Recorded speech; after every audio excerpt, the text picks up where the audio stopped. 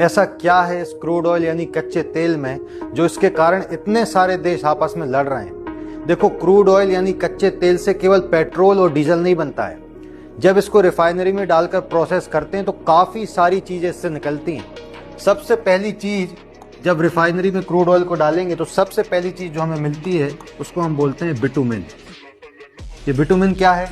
आपने देखा होगा जब रोड बनता है तो उसमें एक चीज यूज होती है, उससे हम बोलते हैं हिंदी में डामर। सबसे पहली चीज हमको कुछ मिलता है क्रूड ऑयल से तो वो होता है बिटुमिन। सबसे इम्प्योर चीज ये होती है। इसको और ज्यादा प्रोसेस करेंगे तो बिटुमिन के बाद हमको मिलेगी लुब्रिकेटिंग ऑयल्स यानी कि इंजन ऑयल। जी हाँ, इंजन ऑयल क्या होता है? इंजन ऑयल वही इंजन ऑयल है जो हमारी गाड़ियों में यूज होता है। ये दूसरे नंबर की चीज हमको प्राप्त हुई।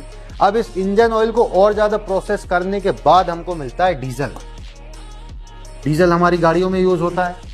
फिर इस डीजल को और प्रोसेस करेंगे तो डीजल को जब प्रोसेस करेंगे तो हमको एक चीज मिलती है, उसको बोलते हैं हम पैराफिन।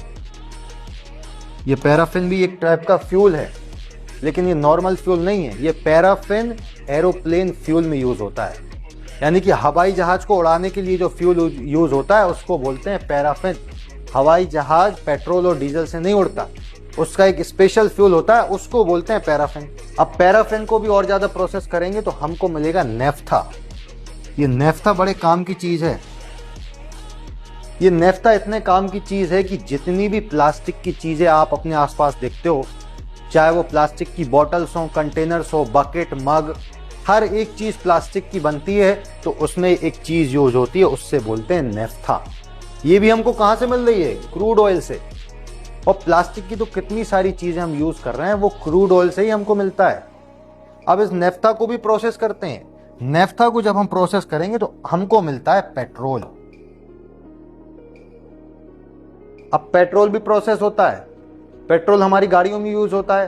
पेट्रोल को भी जब प्रोसेस करेंगे तो सबसे आखिरी में एक चीज निकलती, सबसे प्योर, उसको हम बोलते हैं एलपीजी, यानी कि लिक्विफाइड पेट्रोलियम गैस। ये वही गैस है जो हमारे सिलेंडर में जलती है और जिसपे खाना बनता है।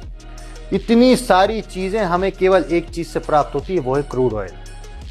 अब आप सोचो, ये सब वही चीजें हैं जिनके बिना आज के टाइम में दुनिया को चलाना लगभग इम्पॉसिबल है।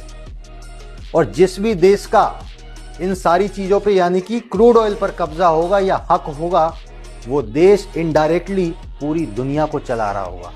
इसीलिए सारे देश क्रूड ऑयल के पीछे पड़े हैं।